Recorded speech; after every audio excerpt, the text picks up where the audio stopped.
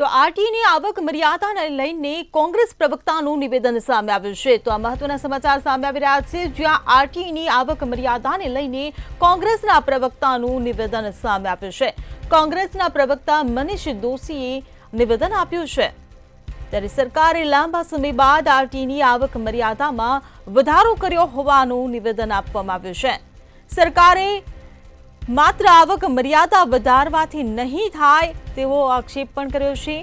મનીષ દોશી દ્વારા આ મહત્વનું નિવેદન આપવામાં આવ્યું છે। પછી રાઇટ ટુ એજ્યુકેશન એટલે કે શિક્ષણના અધિકાર માટેની આવકની જે મર્યાદા હતી એની મર્યાદામાં ઉમેરો કર્યો છે, એટલે કે 6 લાખ રૂપિયા સુધી લઈ ગયા છે।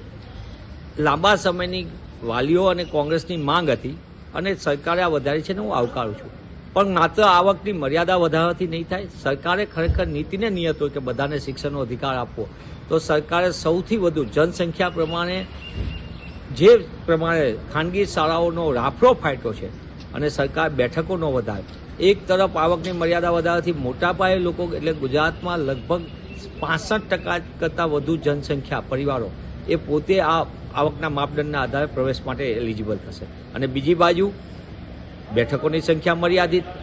તો સરકારે સૌથી મોટો નિર્ણય કરવાની જરૂર છે। આવકની માપદંડ વધ્યા છે, સાથે સાથે બેઠકોની સંખ્યામાં જો ઉમેરો કરે તો જ વિદ્યાર્થીઓને શિક્ષણનો અધિકાર મળશે। રાઇટ ટુ એજ્યુકેશનમાં માત્ર આવક એક મર્યાદા સાથે સાથે બીજા માપદંડની અંદર શિક્ષકોની ભરતી કરવી। 40,000 કરતાં વધુ શિક્ષકોની લાંબા સમયથી ખાલી જગ્યા સરકાર ભરતી નથી કરતી। બીજું સૌથી મોટું 40,000 કરતાં વધુ વર્ગખંડની જગ્યાઓ ખાલી, વર્ગખંડની ઘટ સરકાર કાંઈ કરતી નથી। આ બધા મુદ્દાને લઈને સરકારે શિક્ષણનો અધિકાર કાયદાને લાગુ કરવો જોઈએ, તો જે કેન્દ્રની તત્કાલીન સરકાર ડૉક્ટર મનમોહનસિંહજીએ અને યુપીએ ચેરપર્સન સોનિયા ગાંધીએ જે કાયદાનો અધિકાર આપ્યો, શિક્ષણનો અધિકાર, એનો ન્યાય ગુજરાતના નાગરિકોને મળશે।